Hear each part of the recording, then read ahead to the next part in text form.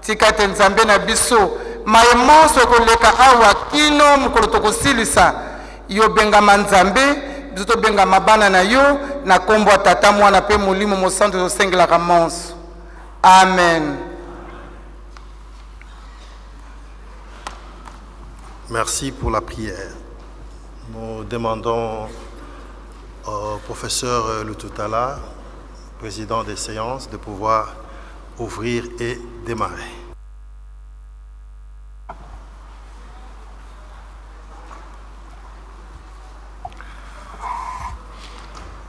Merci. C'est un honneur pour moi et pour le Codestria de présider cette session et j'en remercie les organisateurs. C'est une plénière extrêmement importante, comme toutes les autres travaux, toutes les autres activités que nous avons, au cours de laquelle nous allons suivre deux conférences extrêmement importantes, à mon avis, et qui vont nous être présentées par deux éminentes personnalités scientifiques. La deuxième personnalité scientifique sera présentée en son temps. Nous l'attendons encore. Il doit traverser le fleuve pour nous rejoindre. Il s'agit du professeur Théophile Obenga, qui aurait dû être le premier à prendre la parole. Mais comme il n'est pas encore là, nous allons commencer avec la deuxième personnalité qui devait prendre la parole. Il s'agit de Dr. Sheila Walker. Sheila Walker nous vient des États-Unis. Elle est présidente de l'ONG Afro-Diaspora à Washington, une ONG qui a pour but d'éduquer les gens sur les réalités de la diaspora aux États-Unis. Elle a été professeure dans plusieurs universités américaines, notamment à l'Université de Texas, où elle a dirigé le Centre d'études africaines et afro-américaines. Et elle est ethnologue de formation et maintenant elle est aussi cinéaste. Et c'est donc un grand privilège que nous avons d'écouter Sheila. Et sans plus tarder, puisque nous devons absolument rattraper le temps, nous lui passons la parole.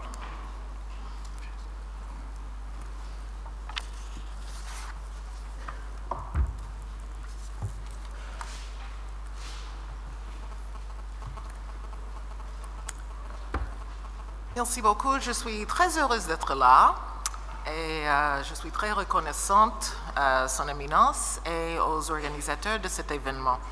J'avoue que quand les professeurs Sabakinou et Mbokolo m'ont invité, ils ne m'ont pas dit qu'il y avait la prophétie dont j'ai parlé avant-hier soir.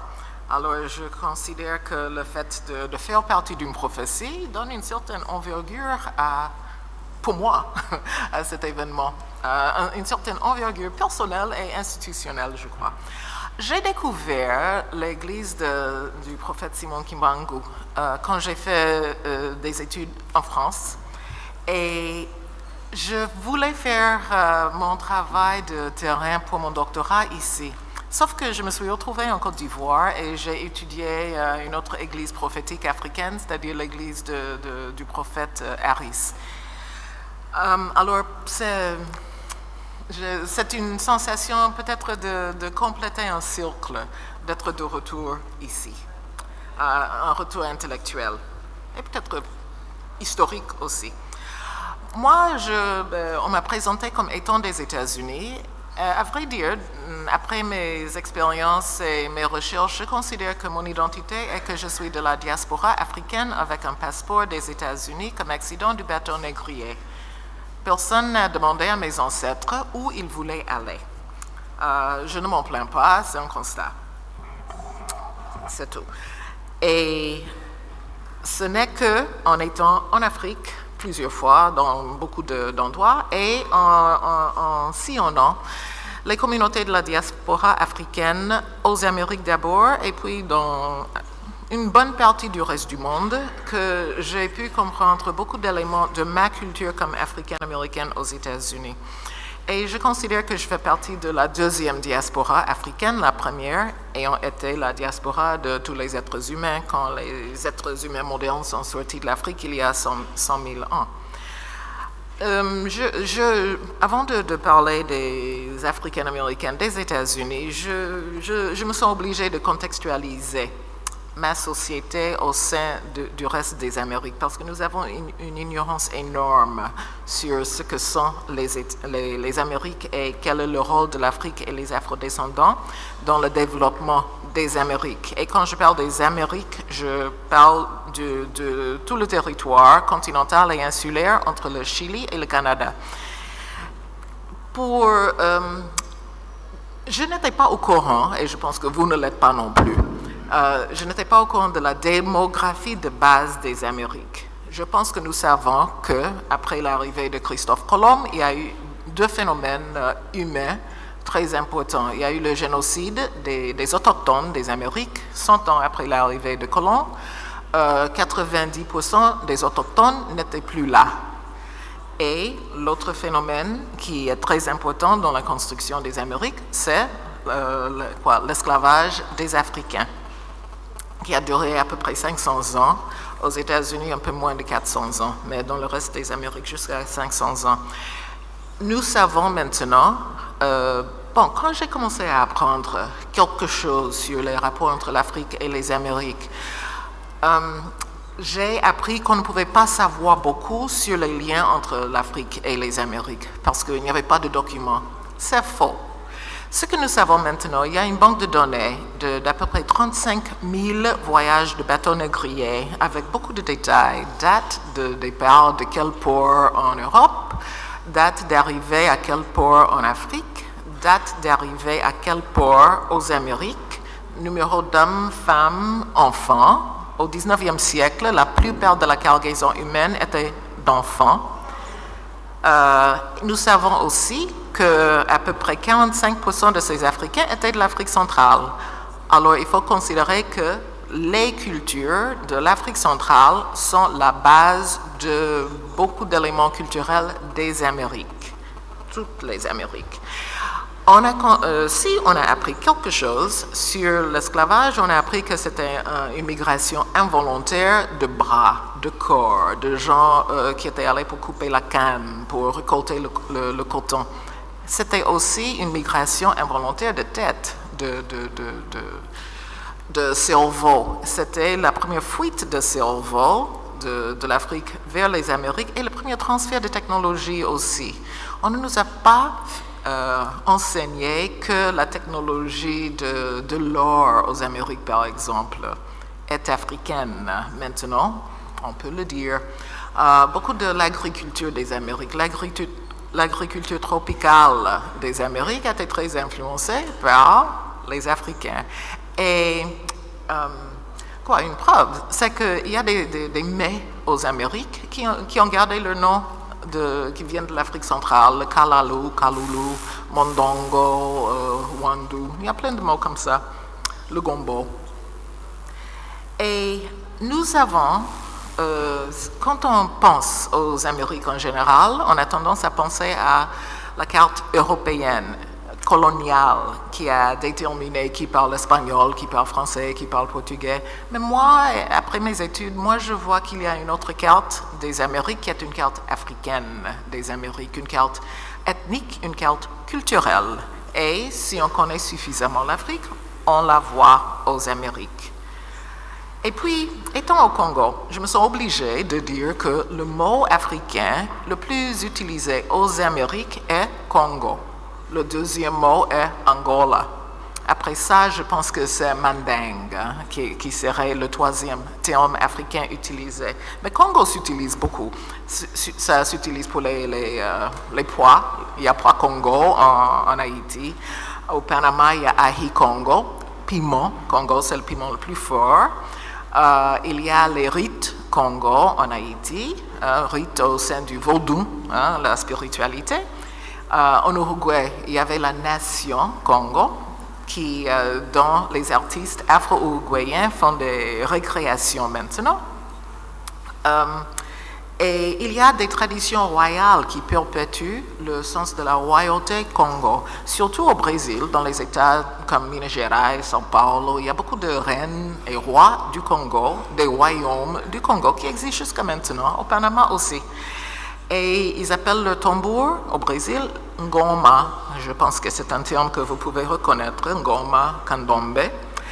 Et pour parler de façon un tout petit peu plus personnelle, chez nous aux États-Unis, avant les années 60, nous n'étions pas fiers de l'Afrique parce qu'on nous avait dit que l'Afrique était sauvage et nous, on voulait être moderne. On parlait toujours de nos arrière-grand-mères indiennes dans le sens d'autochtones des Amériques.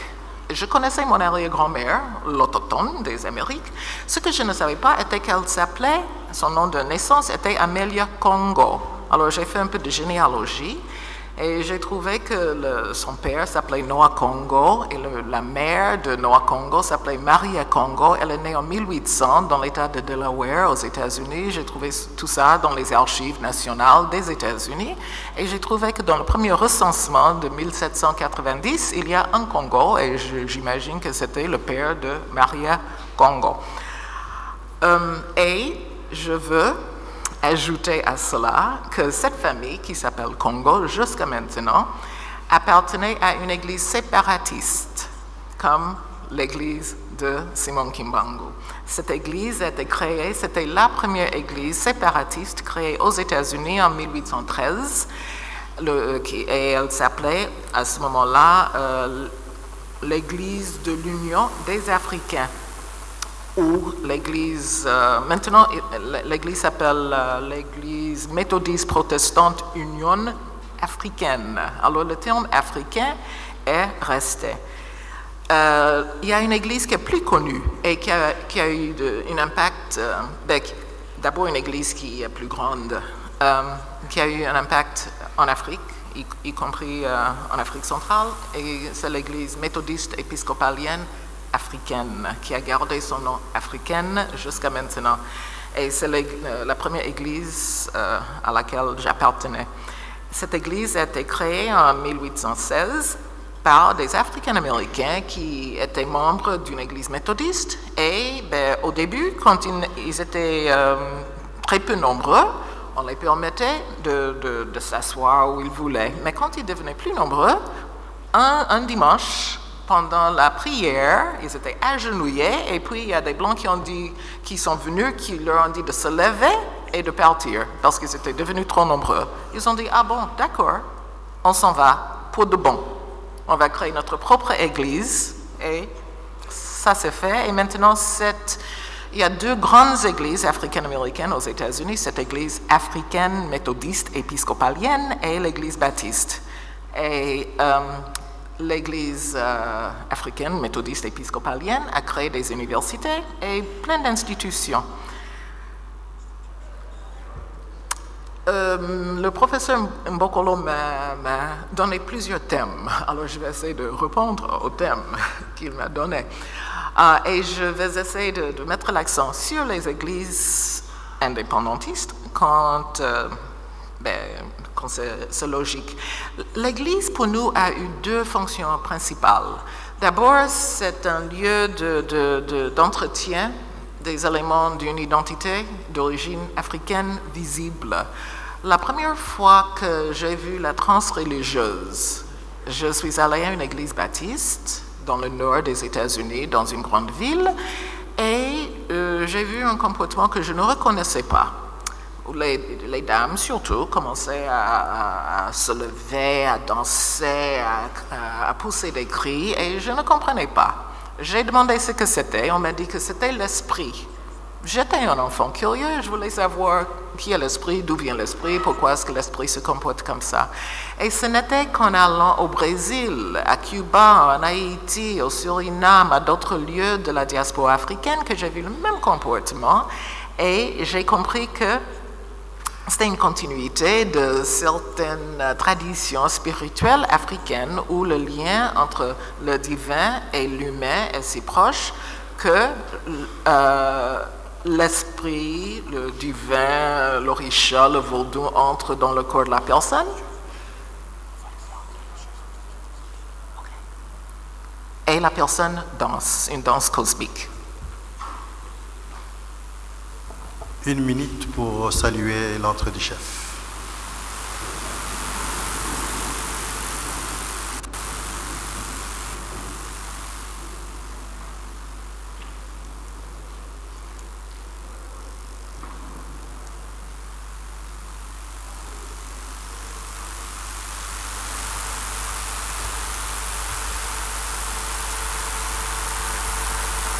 Merci.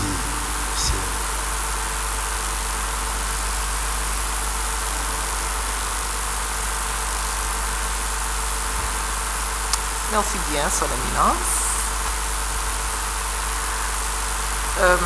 Oui, alors je parlais de l'Église comme un lieu de perpétuation d'une identité d'origine africaine.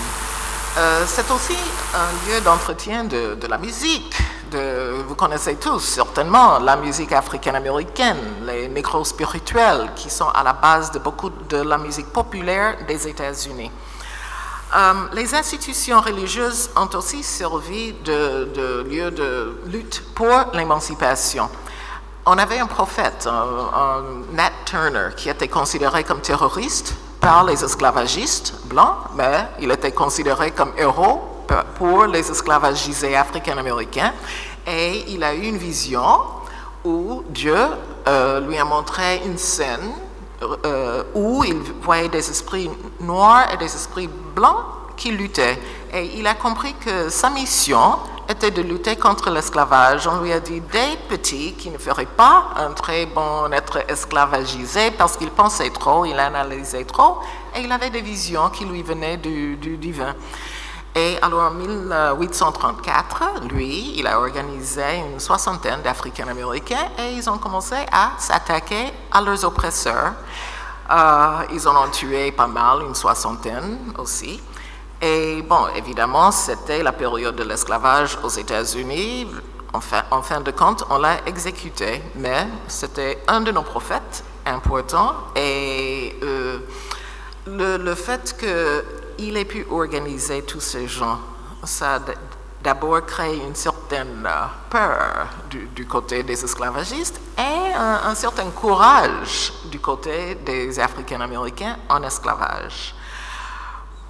Pour parler un peu plus récemment de quelqu'un qui n'était pas prophète, mais qui a utilisé la spiritualité et l'Église comme base d'émancipation, en 1950, Martin Luther King, vous le connaissez tous, lui, il a commencé à être connu à partir d'un acte qui a eu lieu dans une église, dans ce cas-ci baptiste, qui était le boycott de la ville de Montgomery, en Alabama.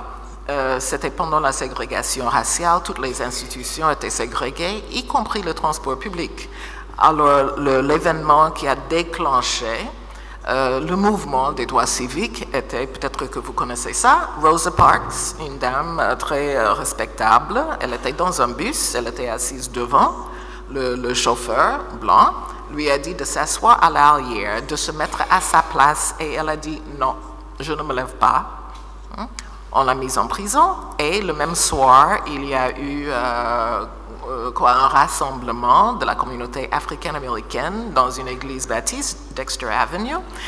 Et c'est là où ils ont décidé de boycotter les bus. Alors ils ont décidé dans l'église, parce que l'église était un centre de rassemblement, un centre d'organisation pour les Africains-Américains, ils ont décidé, bon, si on ne peut pas voyager où on veut, on ne vous donne pas notre argent. Et c'était le début de l'utilisation du pouvoir d'achat pour changer la situation sociale, sociopolitique, socio-économique des États-Unis.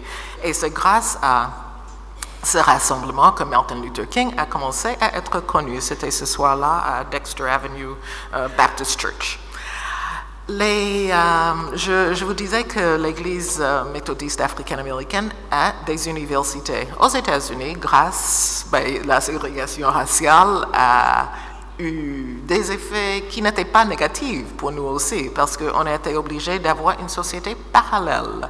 Et l'Église et les prédicateurs étaient un peu le centre de ces communautés séparées. Alors, il y a des universités méthodistes africaines-américaines, on a plus de 100 universités africaines-américaines, et il y a des églises méthodistes, baptistes, et il y a une église baptiste à New York qui s'appelle d'abord Abyssinie, alors l'identification avec l'Éthiopie, et c'est le centre le plus important de développement communautaire dans la communauté d'Harlem aux États-Unis. Ils ont des immeubles, ils ont des projets anti-drogue, des projets de santé.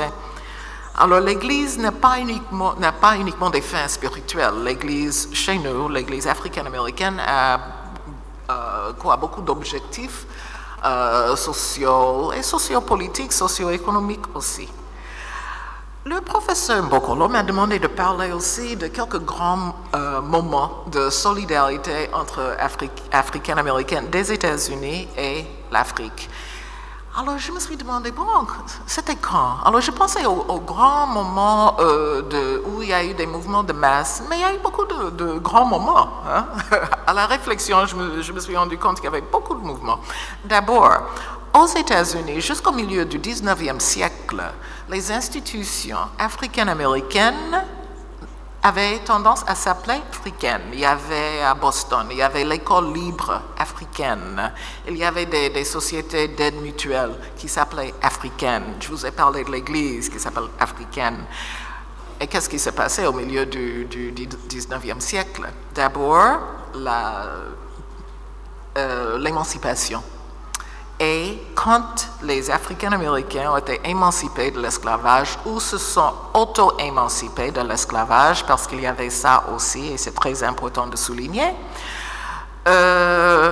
les États ont dit, bon, vous pouvez être libre, mais pas ici. Alors, la société américaine, la société américaine de la colonisation a été créée pour débarrasser les États-Unis de cette présence africaine, africaine-américaine qui avait été utile pendant que leur rôle était comme travailleurs esclavagisés, mais comme hommes et femmes libres, non, ce n'était pas commode. Alors, il y a eu d'abord la création de Liberia. La capitale Monrovia porte le nom du président Monroe, qui était président pendant cette époque d'essayer de se débarrasser, où le pays a essayé de se débarrasser des Africains-Américains. Mais il y avait aussi des Africains-Américains qui aimaient l'idée de revenir en Afrique. Et c'est une tendance qui a toujours existé, qui a commencé à être mise en œuvre en 1811. Quand Paul Kofi, le nom Akan du Ghana, Côte d'Ivoire, le nom est resté aux États-Unis. Il était un Africain-Américain libre, assez riche, il avait des bateaux, et en 1811, il est venu en Afrique, il est allé à ce qui sont maintenant Libéria et Sierra Leone pour voir la possibilité de créer une colonie d'Africains-Américains. Et il a fait plusieurs voyages, il a amené des familles qui se sont établies là-bas, au Libéria et au Sierra Leone. Alors cette idée de retour en Afrique a existé depuis assez longtemps. Le plus grand mouvement de retour en Afrique était le mouvement de Marcus Garvey aux années 20 aux États-Unis. Lui, c'était un Jamaïcain qui est venu aux États-Unis et qui a créé le plus grand mouvement de mobilisation africaine-américaine dans l'histoire du pays, dans l'histoire des États-Unis. Alors, l'idée de revenir en Afrique était là, mais la possibilité n'y était pas. Il a acheté un bateau qui s'appelait la ligne de l'Étoile Noire, dont le nom de la place principale d'Accra au Ghana, Étoile Noire, la place de l'Étoile Noire, et son idée était de créer des liens entre l'Afrique et la diaspora africaine, pas uniquement les États-Unis, parce qu'il a eu des centres ailleurs. Il y a toujours une maison à Costa Rica qui porte son nom. qui était la base de son institution. Bon, les États-Unis n'aimaient pas cette idée, alors il a eu beaucoup de problèmes avec le gouvernement des États-Unis qui n'était pas tellement positif envers ce rapprochement des Africains et des Africains-Américains. Le prochain mouvement de retour en Afrique était au Ghana de Nkrumah. Nkrumah a appris son panafricanisme aux États-Unis, comme pas mal d'Africains ont appris leur panafricanisme dans la diaspora africaine. Et les fondateurs des premiers congrès panafricanistes étaient des gens de la diaspora africaine, surtout Du Bois, William Du Bois des États-Unis, un des grands intellectuels des États-Unis du XXe siècle, qui, à la fin de sa vie, est devenu citoyen du Ghana, qui est enterré au Ghana. Pendant les années 20, un des autres grands intellectuels africains-américains du XXe siècle a créé l'Association pour l'étude de la vie et l'histoire africaine-américaine, Carter G. Woodson, qui est considéré comme le père du mois. Le mois de février est le mois de l'histoire africaine-américaine aux États-Unis, et c'est lui qui en était le créateur. Il a créé une maison d'édition. Et cette institution qu'il a créée est notre plus vieille institution intellectuelle africaine-américaine aux États-Unis, qui a presque 100 ans maintenant. Pendant les années 30, alors j'ai commencé à penser en décennies, hein, et ça m'est venu comme ça. Je n'ai pas fait de la recherche dans les livres, c'est la vie.